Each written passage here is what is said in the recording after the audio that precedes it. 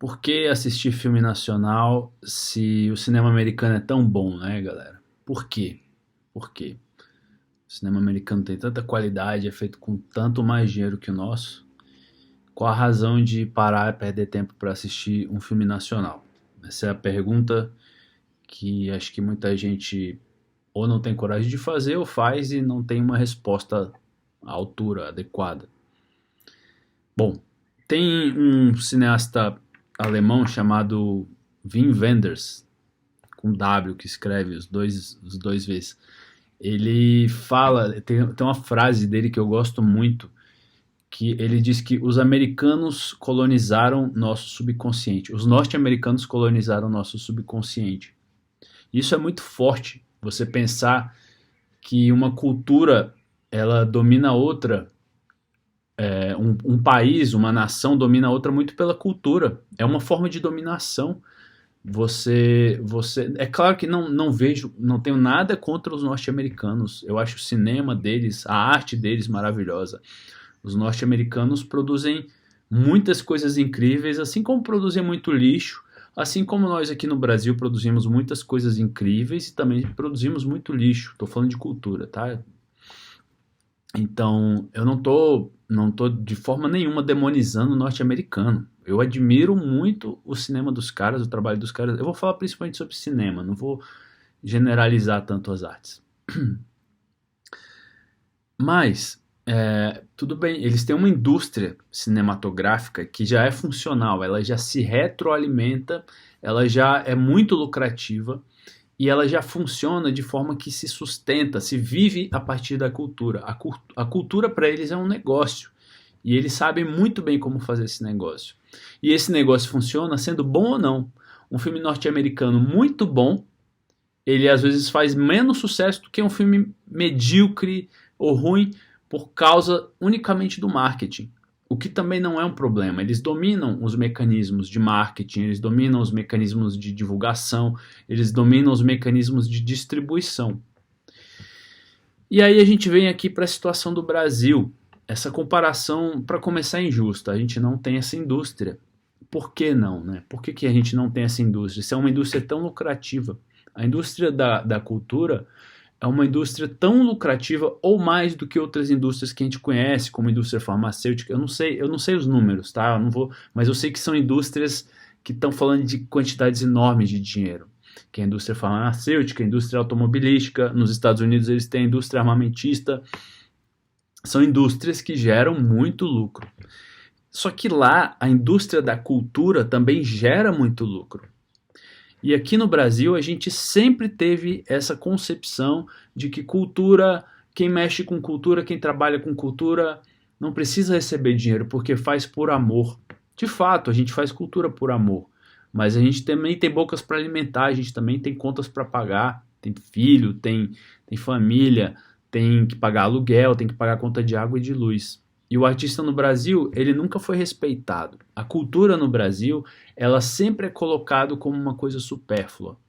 Eu acho que nesse momento de coronavírus, fica muito evidente como a gente em casa consome, necessita muito mais da cultura do que de tantas outras coisas. É claro que a gente tem nossas necessidades básicas. Eu já vi de pessoas muito próximas a mim que a cultura ela não é tão importante, sabe? Tem coisas mais importantes.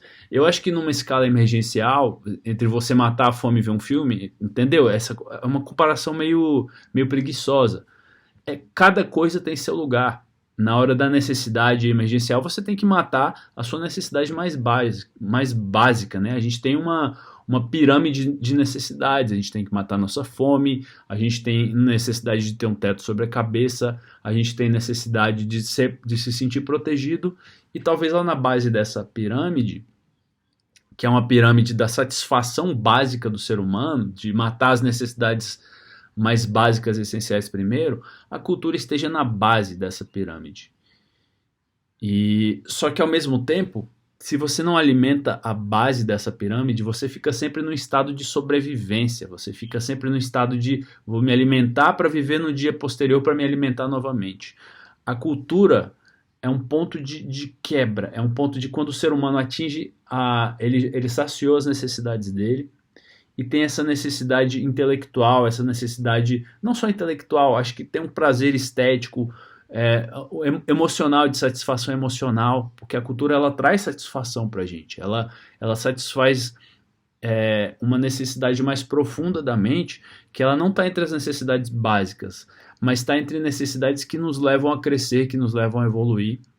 E a gente sabe que a gente não está aqui só para comer, a gente não está aqui só para cagar, a gente não está aqui só para satisfazer nossas necessidades básicas, a gente está aqui para evoluir como ser humano, a gente está aqui para crescer intelectualmente, para crescer espiritualmente, para crescer emocionalmente.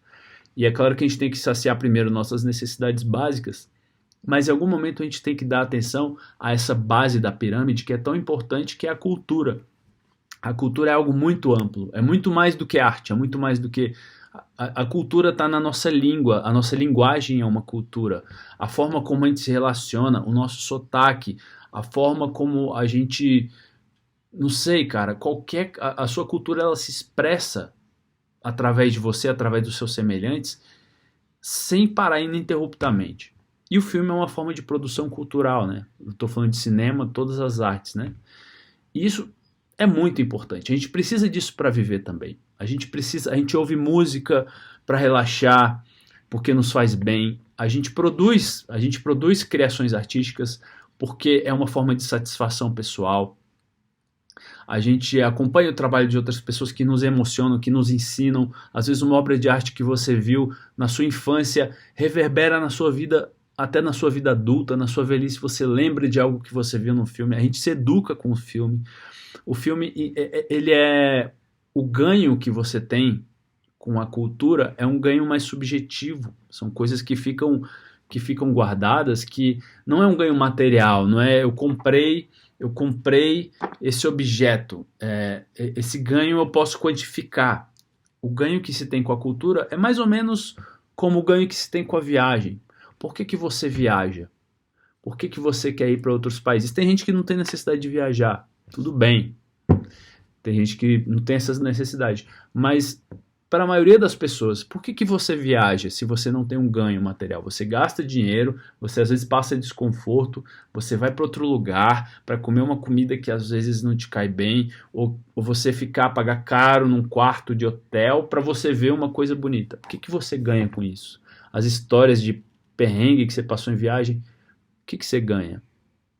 Tem um ganho, senão você não continuaria desejando ter uma nova viagem, conhecer lugares desconhecidos. E a cultura é isso, você acessar um campo que está além do seu conhecido. A necessidade nossa de explorar, ela está muito ligada às nossas raízes mais profundas. O ser humano é um explorador por natureza. É dessa forma que o ser humano se encontrou novos lugares para habitar, novos lugares. A gente é explorador, a nossa mente ela tem uma necessidade de novos conhecimentos, a nossa mente tem uma necessidade de crescimento e aprendizado constante. Isso está muito ligado também às nossas funções mais básicas de sobrevivência. A gente precisa estar sempre crescendo, a gente precisa estar sempre ampliando, e essa ampliação não precisa ser física e destrutiva.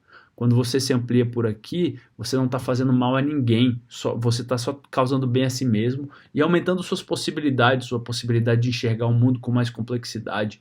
A cultura traz isso, ela amplia a sua mente, ela te provoca um crescimento, ela te provoca novas percepções, ela amplia a sua sensibilidade, ela faz com que você entenda por que o outro sente o que sente, porque a cultura nos ensina a ver através dos olhos dos outros.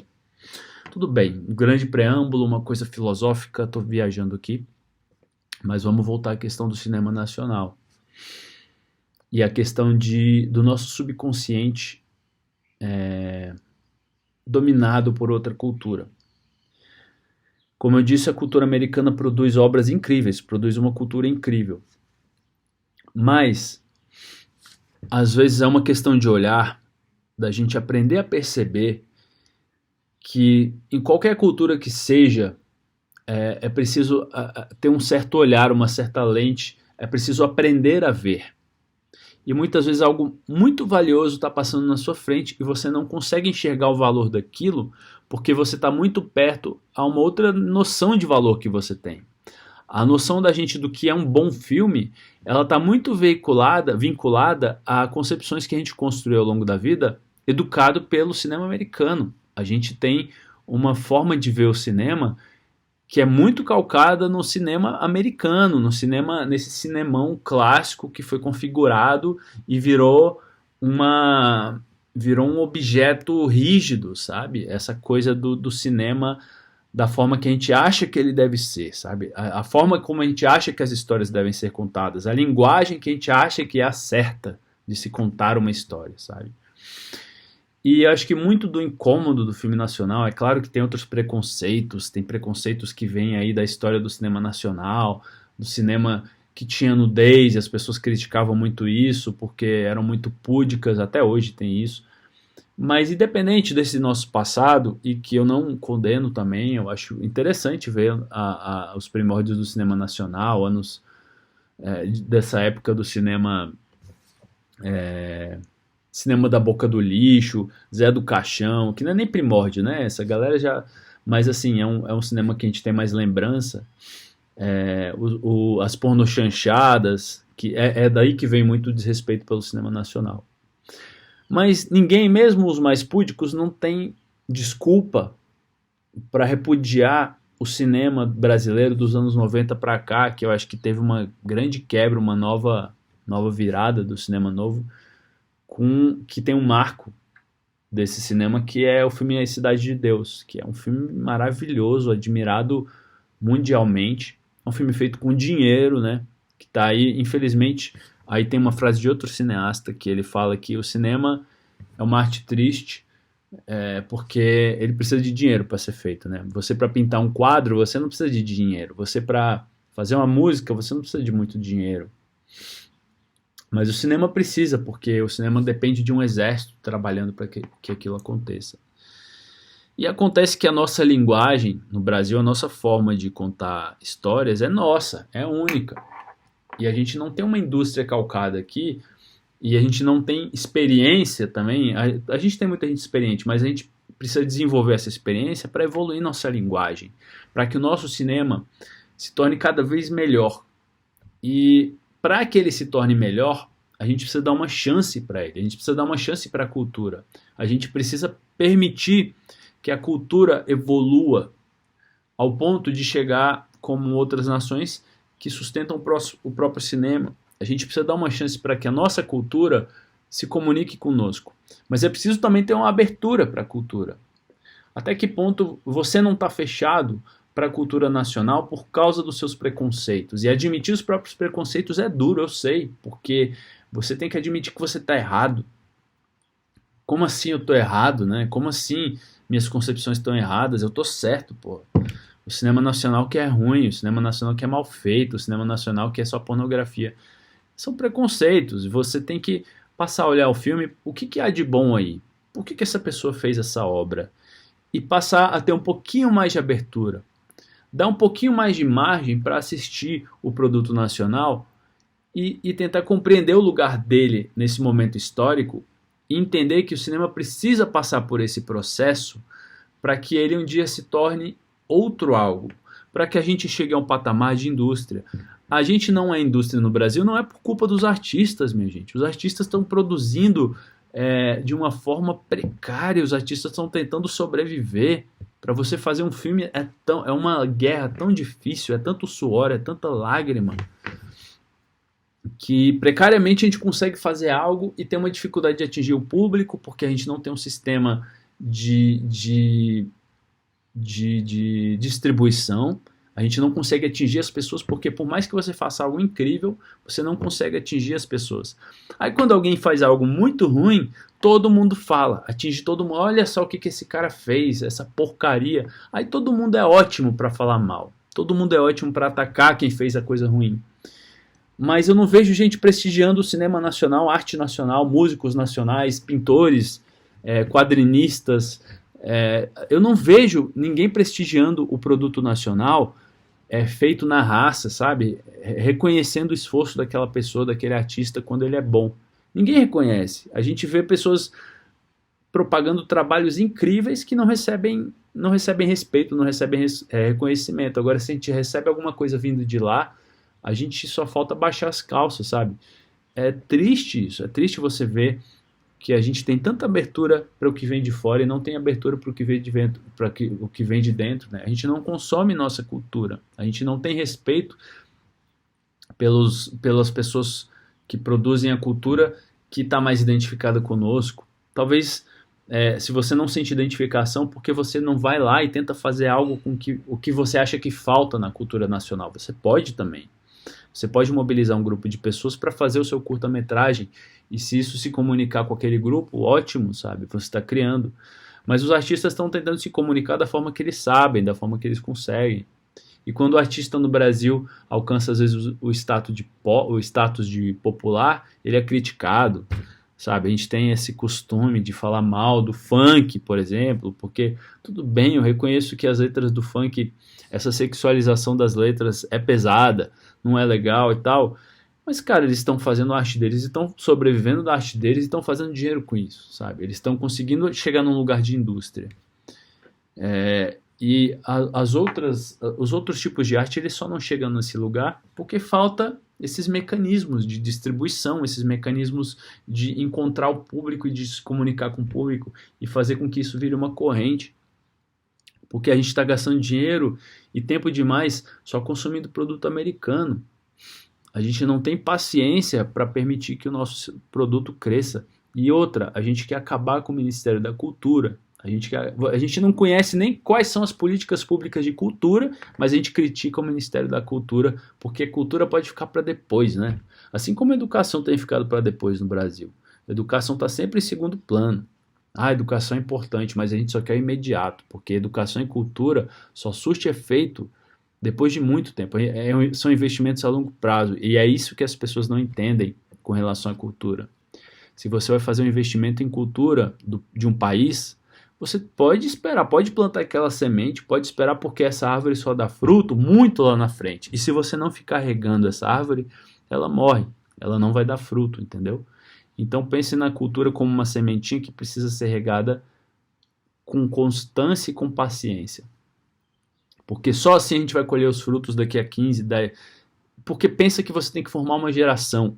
Essa geração de garotos que estão aí nas faculdades agora, na infância, a gente precisa formar essas pessoas para quando elas estiverem no nosso lugar, elas estarem capacitadas para produzir uma cultura que seja digna de receber dinheiro, não sei, eu não quero nem chegar nesse ponto de ser digno, porque a cultura que a gente já produz já é digna, tá? Mas tem um crescimento ao ponto de que a gente consiga aumentar a capilaridade, que a gente consiga aumentar esse mecanismo que movimenta a nossa cultura e que torna ela rentável, que a cultura passe a ser um produto também. A cultura não é só isso, também existe cultura que não tem o propósito de ser produto, e não tem nada de errado com essa cultura também. A gente tem que entender os lugares. Tem produtos que a gente gera, que são para vender, para fazer dinheiro, e também tem tipos de cultura que são feitos porque precisam ser feitos, e não tem nenhum objetivo financeiro, e não tem nada de errado também com esse tipo de cultura. Então é isso, eu vim falar um pouco sobre isso, sobre dar espaço para o cinema nacional e compreender o lugar do cinema nacional, que a gente não tem uma indústria, não é porque o nosso artista é ruim, não é porque o nosso produto é inferior. Quanto artista brasileiro vai lá para fora para melhorar o cinema dos caras? Porque aqui não tem, aqui o que falta são oportunidades. A gente não tem oportunidade para o nosso artista se desenvolver aqui. Então às vezes um cara extremamente talentoso que podia criar um produto cultural incrível, ele não encontra oportunidade aqui e ele vai lá para fora para servir aos caras e o nome dele nem aparece. A gente nem sabe que é um artista nacional que está colaborando com os gringos lá. Aliás, a indústria americana, ela é cheia de pessoas de outros países. Artistas gráficos, atores, diretores, cara, eles puxam pessoas de todos os lugares para fazer crescer a indústria deles. Aí a gente reconhece o cinema americano, só que o cinema americano é feito por pessoas de todo o globo, cara. Então, se você quer fazer a nossa indústria nacional crescer, primeiro respeitar, valorizar os artistas nacionais, dar a eles oportunidade, sabe? Dar a eles a chance de brilhar, porque às vezes só falta a chance de brilhar pro cara. Se você não gosta do tipo de arte que está sendo feito aqui, vai prestar atenção no tipo de arte que está sendo feito lá do outro lado, em vez de só se fechar para a arte nacional, porque você acha que a arte nacional é sexista, que só fala disso. Então, pelo menos dá atenção para outro tipo de arte nacional, em vez de se fechar, sabe? Em vez de falar que arte nacional é uma merda, porque não é esse o caminho. E outra, vamos defender, cara, políticas culturais a nível de estado, políticas culturais a nível nacional, porque isso é um fomento para que a nossa indústria se desenvolva um dia, para que um dia a gente não seja mais dependente do governo, para que um dia a gente venda a nossa cultura lá para fora, para que um dia a gente exporte nossa cultura também. Não com o intuito de dominar, mas com o intuito de mostrar, veja aqui quem nós somos. Nós somos grandes também. A gente, da mesma forma que os Estados Unidos vendem filme, a gente vende nossos filmes, a gente vende nossos livros, a gente vende nossas obras. Tem uma história que eu vi do Kleber Galvez, que é um pintor da Barra do Jucu, um lugarejo lá do Espírito Santo. Ele contou essa história sobre uma política cultural que aconteceu nos anos 50 nos Estados Unidos, que era basicamente o governo fez uma seleção de artistas, pintores, né, de cada um dos estados dos Estados Unidos, e ele financiou a produção de obras artísticas desses artistas. Ele bancou, durante um período, sei lá, 10 anos, ele bancou a produção cultural desses artistas. Ó, é um salário para você produzir obra de arte. E aí esses artistas ficaram anos produzindo obra de arte. O que eles iam dar em troca? Eles iam ceder uma parte dessas obras para museus nacionais nos Estados Unidos. Com isso, muitas obras que esses artistas produziram foram vendidas para o exterior, França, Japão, circularam o mundo e alimentou ali museus americanos com obras incríveis, de artistas incríveis. Eles fizeram uma seleção, né? Isso educa o povo deles, porque eles têm um senso de cultura. Você saber que tem um artista do seu estado que fez aquela obra que está naquele museu, o senso de orgulho que te dá, e o que esse senso de orgulho te permite desenvolver, sabe? O que isso não te dá o direito de se sentir empoderado e falar, pô, se esse cara fez, eu também posso, o cara mora aqui, é meu vizinho, velho.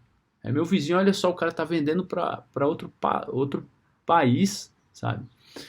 Ou seja, eles produziram uma obra que alimenta o local e eles exportaram a obra para o exterior, sabe? Então, eles têm uma noção, um senso estratégico de utilização da cultura na política e na educação.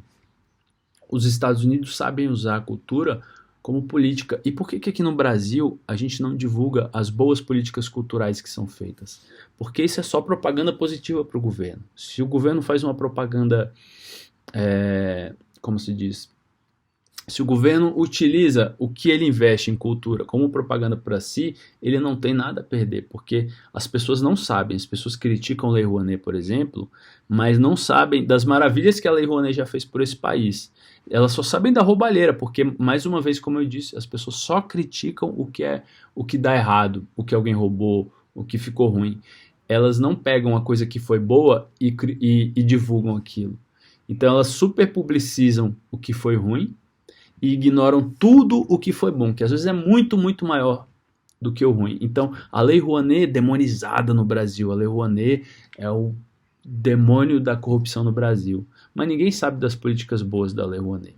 A Lei Rouanet, por exemplo, tem um exemplo, acho que é de São Paulo, eu não sei o estado, eu não vou saber, mas uma orquestra infantil financiada com Lei Rouanet, de crianças que elas estudavam e estudavam música. Olha só. Olha o poder que essa cultura está transformando na vida dessas pessoas. Elas estão saindo da escola, elas estão indo para um local onde elas vão estudar música, ou seja, elas já estão sendo tiradas da rua, estão sendo tiradas de um contexto onde elas podem estar suscetíveis a coisas ruins, a tráfico, a violência, a roubo, e estão aprendendo música, cara. Olha só, já tirou uma pessoa de um contexto perigoso para um contexto de evolução, de crescimento. E que essa pessoa que está recebendo essa educação musical, vai ter uma profissão. 2, dificilmente essa pessoa vai entrar por um caminho ruim na vida. Um caminho de crime, um caminho de roubo. É claro que indivíduos fazem merda, mas a gente está falando aqui de macro, a gente não está falando de micro. Tem um artista lá que deu 3 tiros na mulher dele. Cara, eu não estou falando de indivíduo, a gente está falando de macro. A gente está falando de um contexto social, uma coisa maior. Então esqueçam casos individuais, vamos pegar um geral. Ele deixa de diminui as chances absurdamente desse cara se envolver com criminalidade, com qualquer tipo de coisa errada. 3, ele vai trazer um benefício em retorno para a sociedade. Ele vai levar algo em retorno para a sociedade. O que ele recebeu de educação, os gastos que o Estado teve com ele vai devolver isso. E ele vai receber dinheiro, ele vai ter a profissão dele. Aquilo vira a profissão dele. Essa profissão vai trazer beleza para a vida de outras pessoas, sabe? E não só beleza, como eu já falei, os outros benefícios diluídos que a cultura traz, sabe? E outra, essa pessoa vai estar colaborando com a criação de uma indústria, porque essa pessoa, esse músico, ele vai formar grupos, ele vai tocar em lugares, ele vai organizar eventos, ele vai se conectar a empresas que vão financiar viagens, que vão financiar congressos, enfim, aquilo começa a girar, isso começa entendeu? Então, esse é um pequeno exemplo de uma aplicação de dinheiro da Lei Rouanet que movimentou essa orquestra de crianças e que tira a criança, sabe, dá uma nova dimensão de vida para essas crianças. Você vê as crianças dando depoimento sobre o que o trabalho fez por elas, a forma delas falarem, sabe, a educação que trouxe para elas, a percepção delas, sabe, se amplia. Ela não vê o mundinho dentro de um quadradinho, ela ampliou o mundo dela é muito maior do que era antes da música, entendeu? E aí os benefícios vão muito além de só aprender música. Esse benefício intelectual que essa pessoa traz, essa bagagem que a arte traz para ela cria uma sensibilidade na pessoa que faz ela ampliar os horizontes dela. Esse foi só um exemplo. Tem exemplo da cidade de Goiás, é uma cidade pequenininha que se chama também Goiás Velho, onde nasceu a poetisa Cora Coralina, e tem umas casas antigas e tal. É uma cidade pequenininha, cara, que poderia ser esquecida ali, mas a cidade sobrevive do turismo, recebe muitos turistas todos os anos, e a Lei Rouanet ajudou com que essa cidade se revitalizasse, melhorou a vida das pessoas. Hoje, graças a esse benefício cultural que a cidade recebeu, turistas vão lá e gastam dinheiro no comércio, turistas vão lá e alugam quartos de hotel, pagam restaurantes caros, frequentam a cidade, consomem, gastam dinheiro, enriquecem aquela pequena cidade que qual seria a outra forma dessa cidade sustentar?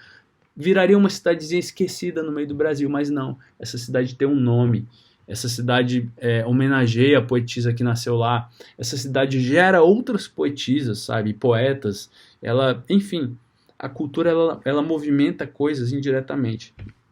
E aí, para citar uma outra política do Ministério da Cultura, tão atacado, né, um ministério tão inútil, está uma política cultural que ninguém conhece, cara. Eu falo para as pessoas dessa política cultural, só quem vive próximo que sabe o que é.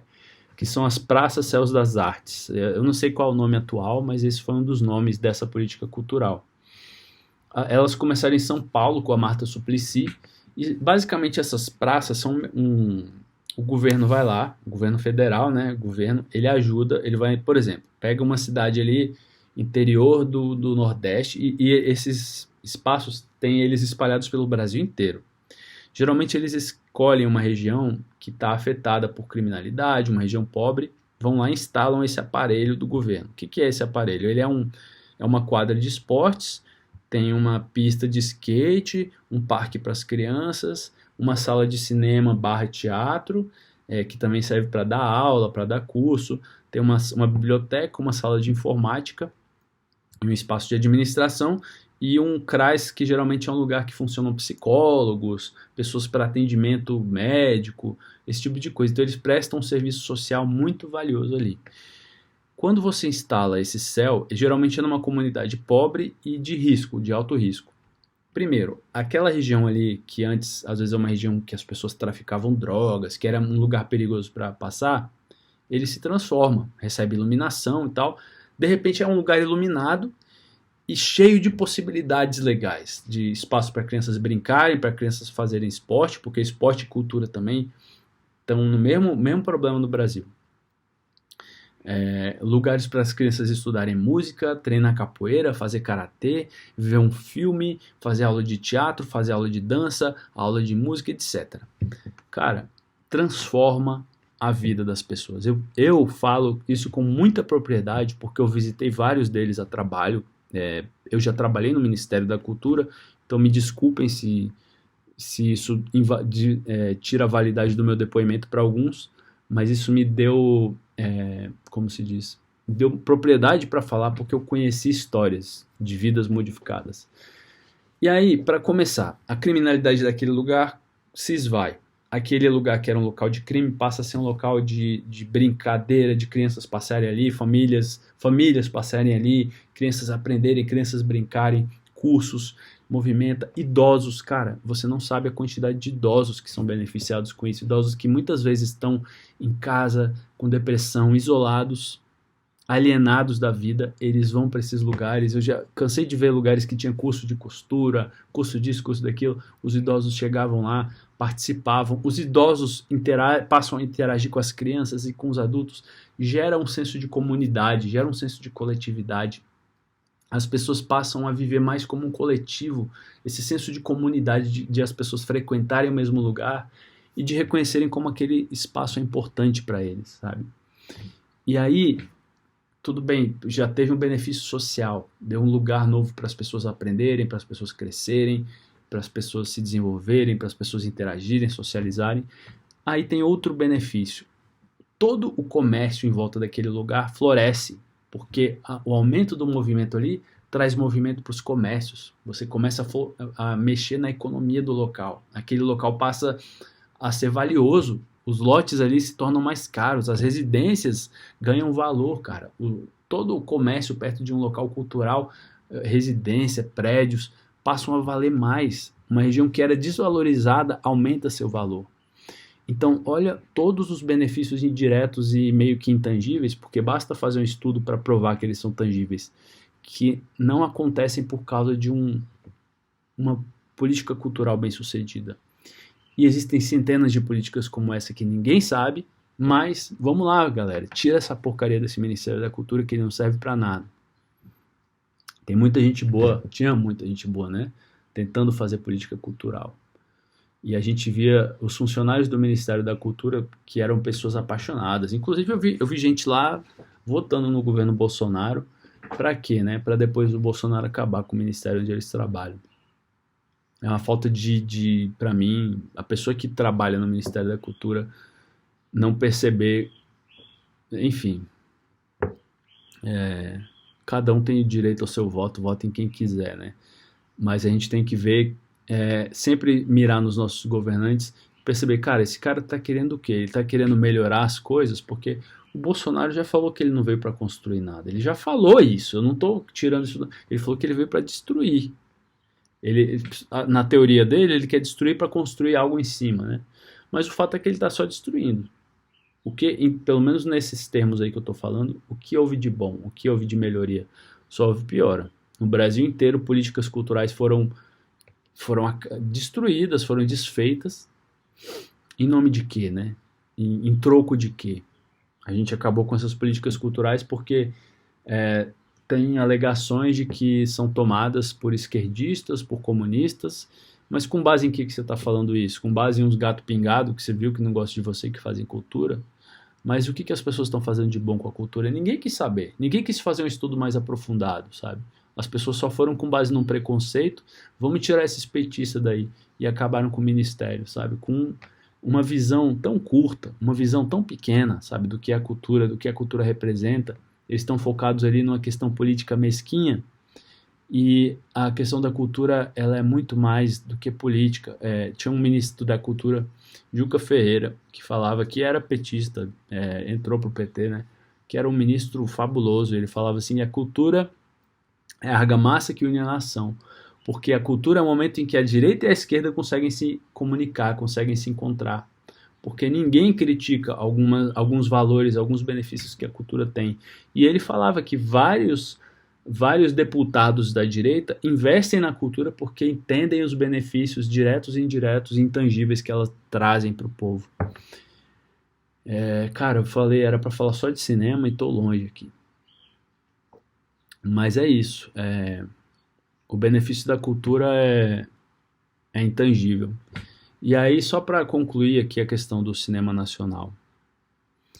Se você acredita, se você acha que pode dar uma chance para esse cinema, então em vez detratar o ministério, de detratar as políticas culturais, de detratar os filmes nacionais, dá uma chance, cara. Vai descobrir quem tá realizando o quê. Tem muito criador incrível nesse Brasil aí. Se você não gostou de um, você vai encontrar outros 10 maravilhosos, sabe? Gosto é gosto, você pode não gostar de determinadas coisas e não tem nada de errado com você. Você pode gostar de funk, você pode odiar de funk, odiar o funk.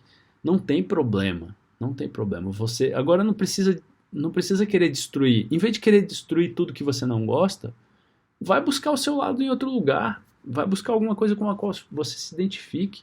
Que necessidade é essa de querer destruir o que você não gosta? Vá construir algo que você gosta. Isso é muito mais benéfico do que você querer destruir algo. Vá construir algo. Tenha mais essa atitude. E o filme nacional, para ele conseguir crescer. Desculpa, travou aqui. Pro filme, eu vou tentar finalizar, não sei se está gravando. Mas o filme nacional, para ele conseguir ter um lugar no Brasil, ele vai precisar passar pela infância, que é esse momento que a gente está passando ainda. A gente vai precisar ter um investimento contínuo e a gente precisa investir em distribuição de filme, a gente precisa de permitir que nosso filme tenha mais lugar nos cinemas, porque os nossos filmes não recebem lugar nos cinemas. A gente não tem lugar para o filme nacional no cinema nacional. A gente não tem espaço. As salas americanas, elas ocupam as salas brasileiras e não sobra espaço para o filme nacional. O filme nacional fica uma semana no máximo. O que consegue aguentar são as comédias da Globo Filmes, porque tem uma divulgação monstruosa. Mas é isso. Acho que eu nem consegui fechar uma ideia com clareza, mas eu acho que eu dei uma visão assim que talvez possa clarear ou ajudar um entendimento mais complexo da cultura nacional, assim, em detrimento, não em detrimento, mas em a gente perceber que a gente tem nosso lugar de valor aqui no Brasil. A gente tem nossa dignidade a zelar, a gente tem nossos produtos culturais maravilhosos que a gente tem que dar valor a eles e não só valorizar a cultura dos gringos, a cultura americana, francesa, seja lá qual for, a gente também tem que valorizar a nossa. E não por patriotismo, não. Esquece esse papo de patriotismo. É por justiça mesmo. A gente tem sido injustiçado desde que o Brasil é Brasil. É isso, gente. Viva a cultura.